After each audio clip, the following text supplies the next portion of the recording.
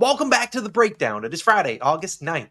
16 games on the slate tonight. We're going to look through each of them, look at the starting pitchers, see how these opposing teams are hitting, get into the bullpens, talk about runners in scoring position and everything in between. Then we wrap up the video talking about some hot and cold hitters, and then we will talk about some good and bad matchups versus respective pitchers. Without further ado, let's dive in. My name's Austin. I appreciate you guys for tuning in. Final breakdown of the week. We don't do them on the weekend. And actually, I believe on Monday, we typically do one on Monday. I probably won't be able to do one because I'm flying back from Greensboro, North Carolina, where I will be at a golf tournament this weekend. But I'll still be pumping out the best bets videos. I'll still be locked in for those. Just won't be doing the breakdowns like I normally do on the weekends. Maybe a little bit of a downtick in the editing quality for the best bets videos the next 2 or 3 days, but whatever. We're still going to hopefully dial in and get some winners for you all. Let's dive into the picks today. We're going to talk about Underdog Fantasy first. If you've never signed up for Underdog Fantasy, great offer right now because they're giving you an Ohtani free square. All he has to do is get up one plate appearance. It doesn't mean he needs to go 0 for 1. He could be walked, and that still counts. But you get a match on your first deposit using code COS. You'll get this free square, and you will get a match on your first deposit up to $250. Pretty good offer. Sign up for that one. If you sign up a little bit too late for Ohtani, they'll give you one tomorrow for, I believe, LeBron James in the gold medal match. Isn't that on Saturday? What a game yesterday. But we're not here to talk about basketball, although I am itching for it to return after that crazy, semifinal game against Serbia. What an absolute nuts game. But we're talking about baseball. We have a 16-game card. Sign up for Underdog using code COS or the link in the description. And like I said, they'll match your first deposit up to $250. Take advantage of that. Let's dive into the first game. You guys know how I feel about doubleheaders. This is the only early game on the slate. We actually don't really have starting pitching here. I think it's going to be Bailey Ober starting for the Twins. It could be Tristan McKenzie starting for Cleveland. I honestly don't know. And you guys know I don't like betting early games a ton. Also don't like betting doubleheaders. I'm not going to waste a ton of your guys' time on this one. I believe we actually have starters listed for the second game of this doubleheader, so maybe we talk about that one a little bit more. You see the Twins are starting to heat up a little bit more versus righties. Cleveland's been all right against righties. I mean, they had a really struggling month or so in there, but been a little bit better. Again, I can't give you a lean or a prediction if I have no idea who the heck's starting on either side.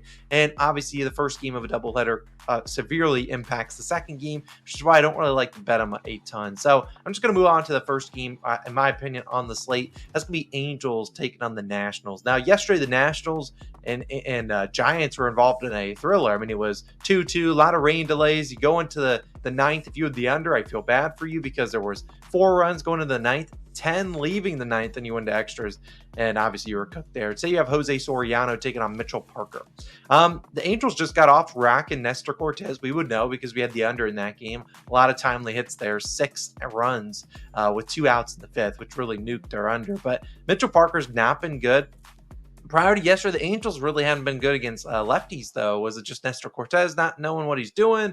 I don't know. He's normally been good at home. Maybe the Angels starting to heat up against lefties. Still not a lineup I honestly really trust a ton. As for Jose Soriano, he's been all right. He's had some good. He's had some bad starts. The Nats, like any other offense, they've had some good outings, and then they've had some really bad ones. I don't know if I'm really on August 9th on a Friday looking at betting an Angels and Nationals game. If I'm doing anything, maybe betting some player props. Obviously, the Angels have the clear bullpen advantage, so not surprised. I mean, they're a little bit of an underdog here. I don't know if I really want to bet on this game, if I'm being honest. There could be runs over under at 9. I'm going to be looking at a guy by the name of Zach Neto. I believe he crushes lefty 4-seam fastballs. So if Mitchell Parker throws a lot of lefty, well, he is a lefty. If he throws a lot of 4-seamers, you might see Zach Neto, who's scorching hot, maybe tattoo one. Maybe we'll look into that as like an HRR prop or something like that. See exactly what Mitchell Parker is throwing to right-handed batters because Neto's been crushing it. But we'll dive into that a little bit after this video. If you want all our best bets, that video we posted right after this one. So we'll see how we feel about this game. Probably only props. Don't want to bet on a side here. Next game, we have the O's taking on the Rays. Now, very interesting matchup here. We have Zach Eflin making his return to Tampa, and then we have Zach Lytle starting for the Tampa Bay Rays. Over under 7.5. I was kind of shocked to see that 7.5 total. I'd probably be on the over here if Tampa's bullpen was worse. I mean, Baltimore's bullpen's been pretty dang bad recently. Lytle struggled with runners in scoring position. Eflin's going to give up the hits. The problem with the Rays is they cannot get timely hits. I mean, you see that 127 batting average with runners in scoring position the last 2 weeks. Dead last. The next closest team is like 180. So they've been terrible. not great against righties either. Baltimore's been a pretty good offense, but we know they can go out there and put up 8 runs. Didn't really get anything going yesterday until the 9th inning when they, put some runs up on that Blue Jays bullpen. Still, I lean the over here. I still lean the O's to win. I like Eflin more than Lytle, but obviously the Rays know Eflin a good amount because they just coached him for whatever, a year or so. Still, I lean the O's here, but I think there's runs in this game. I think there's sneaky runs. I think 7.5 total. Kind of leaning over. I think they get runs up on Lytle and Eflin. And Tampa's bullpen's not a .57 ERA, if I'm being honest. But hey, they've been locked in, so maybe we'll see how they continue to do it. But the O's always seem to get that late game magic, so we'll see if they can hold down the O's in this entire series. Next game, we have another game that I really like. I mean, we have the Rangers taking on the Yankees. Over under at 9 in this one. We have Cody Bradford taking on Carlos Rodon. Now, I want to note Bradford, you look at his stats, almost a 4 ERA and a .92 whip.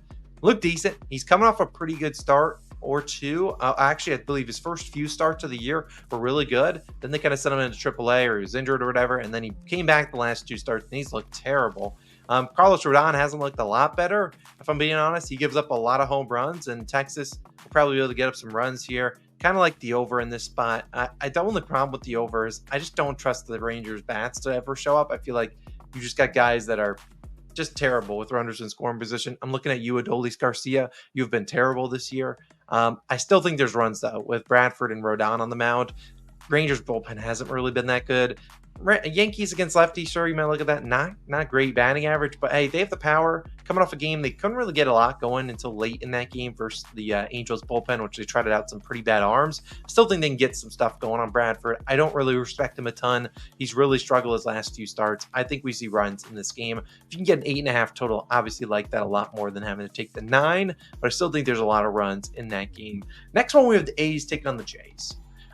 Here you have the Jays is barely favored, which is a little bit interesting. Jose Barrios taking on Mitch Spence.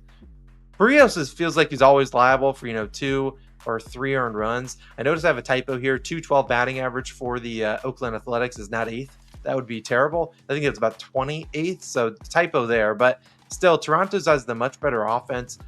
The problem is the bullpens when you come down to it. I mean, Toronto's bullpen's been terrible. This feels like a little bit of a trap spot for back in Blue Jays. Oakland hasn't been good. Mitch Spence, wasn't he a Blue Jay before? Maybe it's a revenge game. I kind of lead the A's in this one or the under. I feel like people would see, these two. I lean an under in this spot. I don't think Jose Barrios gets rocked here. I don't think Mitch Spence gets rocked here either, although the Blue Jays have been, putting up a lot of runs. But coming off, a divisional series, sometimes I feel like you're not as locked in, especially against a team like the A's who aren't really scaring a lot of people. Dueling an under here, the only thing that probably scares me away from the under is that Toronto bullpen that has just been terrible. They can come in and give up 4 or 5 runs by themselves, and then you're pretty much chalked unless Mitch Spence and Barrios go out there and throw scoreless through 5 or 6. So again, I lean the under here. I lean the A's. Not sure it's something I'm personally betting. I don't know if I want to bet on the A's on the money line here on the road. They've been a pretty dang bad road team. Next game, we have the Padres taking on the Marlins. The Padres just took on the Pirates. 8.5 total here. A little bit of an interesting total. If the total was 8.5, I'd probably take the over. But I feel like when you set an 8 total with 2 guys that have like super high ERAs, a little bit suspect. You have Martin Perez, the lefty, 5.21 ERA. Edward Cabrera, 6.65. I still do lean in over here. We've seen the Marlins put up runs on lefties. Heck, they tattooed Andrew Abbott. I got wrecked there. We've seen, they've tattooed several guys. I mean, the only one that didn't get going was like Nick Lodolo, and they still got 2 runs on him.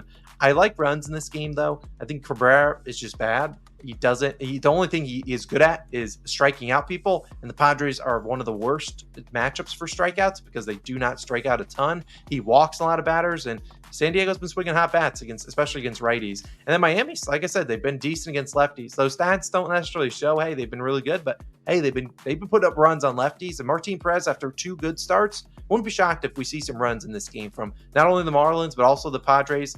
Both bullpens, decent. Obviously, the Padres traded for several of the Marlins relievers, so maybe there's some extra runs back there. Padres did use a lot of bullpen arms prior to yesterday. They didn't have a game yesterday, but I think there's runs in this game. Not sure I'll take the over, but I think there's going to be some runs from both sides here. Next game, we have the Astros taking on the Red Sox. 9.5 total. Blanco versus Tanner Houck. I'll note Tanner Houck's been straight trash recently. He has been terrible. The ERA and the WHIP look good, but the last like 3 or 4 starts, terrible. Ever since that All-Star game, he has been absolutely abysmal. Ronel Blanco's really good though. I'm surprised to see the Red Sox as big favorites here. Sure, they command some respect at home, but Blanco's been one of the best pitchers in the MLB this season. He's really good against lefties, which we know the Red Sox are going to stack a lot of lefties in there. I'm not sure I'm going to really target anything in this game. Obviously, Boston, I normally back them to score 1 run in the first 5 because they're normally a lock for that because they've been so good against every righty pitcher. And now they got another good one. I mean, they've been rocking any righty, but Blanco's pretty dang bad. Pretty bad in terms of, hey, he's got bad stuff, and it's gonna be tough for the Red Sox here. Not gonna doubt them because they've been so good against everyone. That's probably a game I'm gonna touch a lot. Probably not gonna touch the both 1+ in the first 5, although I really think they probably hit. I like to take that at 9.5 totals, but probably not a game I'm honestly touching. I do think there's runs here. It's 2 ERAs. It should normally command like a 9, maybe an 8.5, but it is great Fenway Park, so you're going to command a very hitter-friendly ballpark, pretty high total. I feel like the Astros are going to get going in this series against the Red Sox pitching staff, which has been terrible. It's now or never for the Astros in terms of their offense. They need some production going. I think today could be a good day for it. Here's a game that I'm looking at a prop in. Cardinals taking on the Royals. Michael Lorenzen versus Miles Mikolas, and over-under at 8.5 or 9. Both bullpens haven't been too good. A prop I'm looking at, Vinny Pasquantino, the Pasquatch, I believe as they call him. Looking at his over in hits, runs, and RBIs. He will take on Miles Mikolas, who doesn't really walk guys typically. He throws it right over the middle of the plate. You just got to be able to do something with it. And a guy like Vinny's been seeing the ball really well. His HRR per line was reasonable odds, -125. We got the lefty on right matchup here.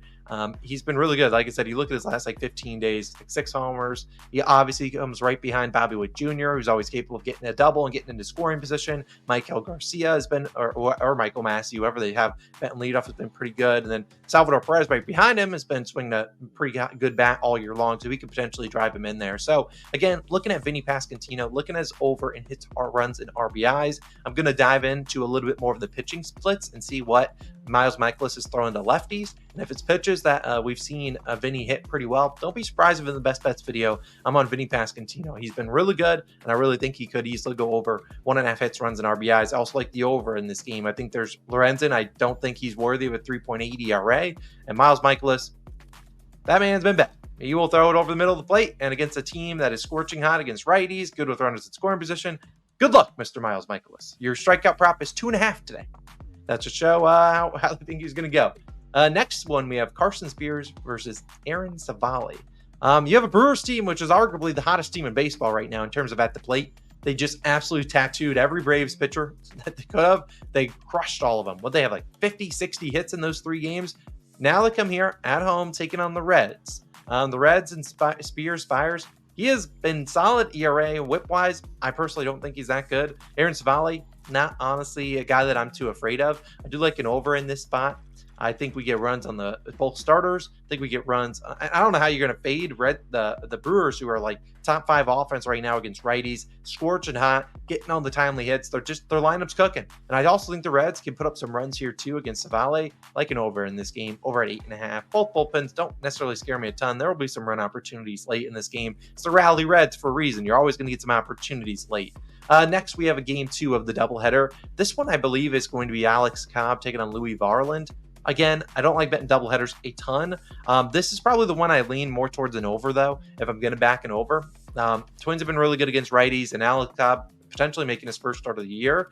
As for Louis Varland, he's been pretty dang bad, and Cleveland should be able to hit him. I mean, we're being honest. I do like an over more in this game than the first one. Obviously, if the first one, the starters don't go far, you have some bullpen fatigue. We're going to have some secondary bullpen arms here. I do like an over more in this game than the first game. That's just my personal opinion. Like I said, I don't like touching doubleheaders a ton, but that would be my lean here, is taking an over. If it's 8, cool. I think we get some. If it's Cobb and Varland, if they switch it up and it's different guys, then do what you want with it. Again, I can't predict what the heck's going to happen. Next game, Battle of Chicago. The Cubs going to South Side, take on the White Sox. White Sox just fired their manager. I don't know what he did wrong. I mean, what? They just won a game.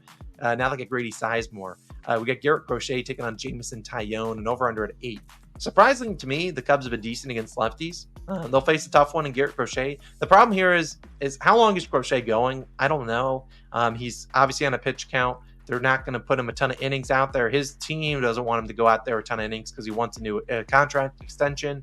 And rightfully so. He's dealt with some injuries and he wants to secure his bag. I respect that. At the same time, how far does he go? I don't know. Then you get the Cubs or White Sox bullpen, which has been the worst in baseball the last 2 weeks. And then you have the Cubs bullpen's been pretty good. And you got Jameson Taillon. Nothing too special about Taillon, but throws strikes, and he's going to face the White Sox offense that is terrible. So, again, not a game I'm really running out here to back. If Taillon's got a 2.5 earned runs line, maybe I'll take the under there as a system play against the White Sox, but not really a game I want to touch a ton in. But like I said, if Taillon's got a 2.5 earned runs line and it's maybe a little juice, maybe I'll throw it in a parlay. But I'll have to take a peek at that prop and see exactly what it is. Heck, you know what? You guys are this far into the breakdown. Let's go see what line we got for Mr.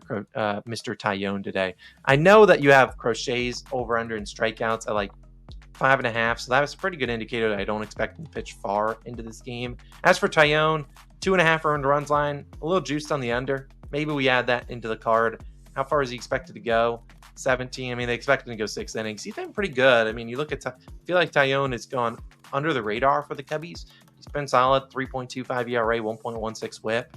Yeah, he's been pretty good. He had a bad start against, I guess his last few road starts haven't been great. He went 4 1/3 versus the Reds. Only 5 2/3 against the Cardinals, and then against the O's he went 2 earned runs. So hasn't been as good on the road. The White Sox, worth noting, White Sox did tattoo him for 5 earned runs back in beginning of June. That's kind of when he wasn't pitching too well. Probably not going to take Taillon under earned runs. I'm going to be honest. Looking at his road ERA hovering around 4. I'm going to probably avoid that, if I'm being honest. Yeah, I'm not going to touch that one. But obviously that's kind of where I'm looking at. Next one, we have the Braves and the Rockies. I'm banning Braves. I'm not doing it. Today they face Tanner Gordon. If they can't do anything against Tanner Gordon, they got to hang it up because Tanner Gordon is one of the worst pitchers I've ever seen. That throws it right over the middle of the plate. You just have to be able to hit it. You got Grant Holmes. I like Grant Holmes. He looks cool. He's got the cool flow, cool stash and stuff. Again, I refuse to bet the Braves until they figure something out. And I don't know if they will this season. Maybe until they get Ozzie Albies and Michael Harris back. I just can't bet them. I can't do it. Their bullpen always sells when I bet on them. The Rockies are literally terrible, but I'm not doing it. Nope. I almost faded the Rockies yesterday with the Mets. I should have done it. Not doing it today. Phillies Diamondbacks. This is the scene of the crime. Yesterday, for a winning day, we needed 1 run from the gosh darn Phillies. And they had so many hits. They almost had a home run. Could not get the job done, get us a run. Of course, they pour on 4 in the 5th or 6th inning, and then they end up frustrating. But today we have Zach Wheeler taking on Ryan Nelson. Obviously, you'd lean the Phillies because Zach Wheeler is really good. Problem is the D-backs have been so good against righties. They've been the best team in baseball, really, arguably, the last 2 weeks against righties. I think they get up some runs on Wheeler. Ryan Nelson against the Phillies lineup that's struggling against righties. Honestly, would not shock me if this is a game where maybe Wheeler exits the 5th with a lead, and their bullpen blows it. But like I said, I'm pretty sure the D-backs hit around Paul Skeens. They've hit around every righty. So I'm not really forcing the Phillies. I have a lot of respect for Wheeler. I think he's one of the better. He's one of the best pitchers in the MLB. Probably an easy pass for me on this game. I do think the D-backs can get some runs up here. And Ryan Nelson, he's pitched decently. Nothing crazy, but he's pitched all right. Next game, we have the Mets finishing up the road series with a trip to Seattle to take on the Mariners. Jose Quintana against Bryce Miller. Over under 7.5 or 8. It's a pick 'em. Obviously, I like the Mets bats a lot more than the Mariners, who have now struggled against lefties. Bullpen wise, I kind of feel like they're pretty even. This feels like a straight coin flip. It is a pick 'em. I like Bryce Miller more than Quintana, but I like the Mets offense more than the Mariners. There's not really a great lean here, if I'm being honest. It's like, sure, the Mariners could get things going against Quintana. He obviously gives up a lot of hits and stuff, but their offense has been so bad recently. They had that good stretch mid-July after the trade deadline, maybe more towards end of July. Now they just can't hit anything. So, and they walked it off yesterday. Good for them. Tigers, you can't get swept by the Tigers. But again, this is not a game I have a great lean on. I do lean the Mets if I had to bet anything here, but they're coming off, a long home road trip. 3 more games on the road trip. Maybe we fade them in their final game because I imagine they will just be really tired and ready to get home. But again, not a game I'm really eager to bet on. 2 games left on the slate. Pirates taking on the Dodgers. I just realized a little typo here. Dodgers are minus 200. They're not minus 1,200. That would be literally insane. But the fact that they're minus 200, even though Mitch Keller's starting, is kind of surprising against Jack Flaherty. I lean an under here. Sure, it might be a little bit 7.5 is crazy for a Dodgers game, but you see their splits against righties. They're struggling. Mitch Keller's pretty solid. Pirates, they're annoying. They'll put up runs, but a lot of their guys don't have great splits against Flaherty. Again, those bullpen's not great. I do lean an under in this game. I don't know how anyone would want to back the Dodgers minus 1,200, minus 200. But still, I don't know if I want to really stick my neck out for this game. Maybe it feels like the Dodgers are going to figure things out eventually. Mitch Keller always feels like a good numbers guy. Then you back him and he gives you 5 earned runs. You're like, that could be it. Both bullpens haven't really been that great either. Not a game I love too much. And the final game on the slate, Tigers taking on the Giants. We have Robbie Ray projected to start for the Giants. No pitcher right now for the Tigers, so hard to really dive into it. If so for some reason maybe a right-handed pitcher is announced for the Tigers that isn't Bo Brisky, that guy sucks. Probably like the under here. The Tigers have sucked versus lefties. I was going to back Robbie Ray, but his lines are unbackable. He has a 17.5 outs line and a 1.5 earned runs line.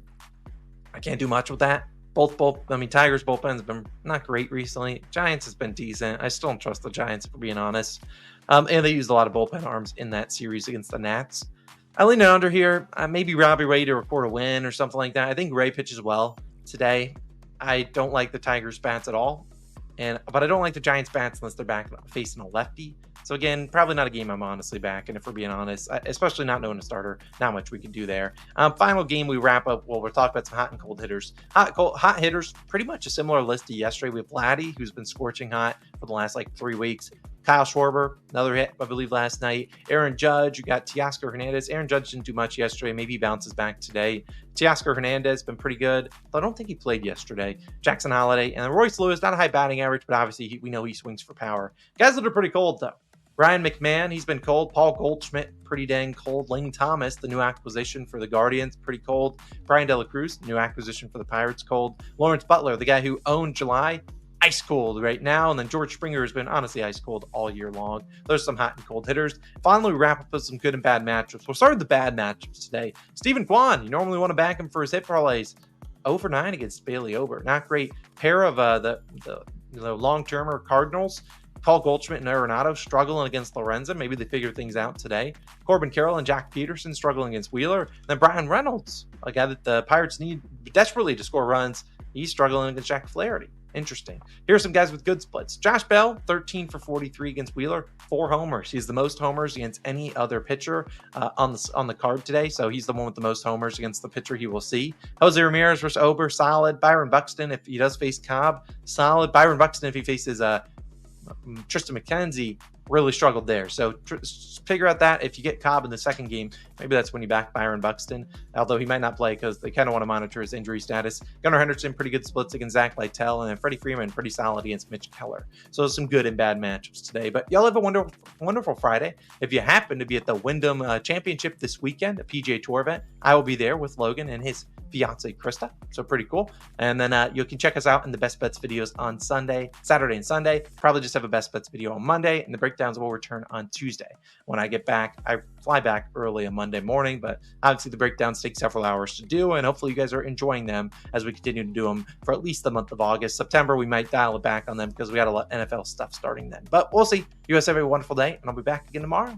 Not tomorrow, but I'll be back tomorrow with the best bets videos. Definitely tap into that when it is live. I'll link it on the screen. Plus our parlay of the day, which lost yesterday thanks to the Phillies, but it's smacking today. You have my word. Let's have a great day. Have a great Friday. Have a great weekend. See you guys in the other videos. Peace.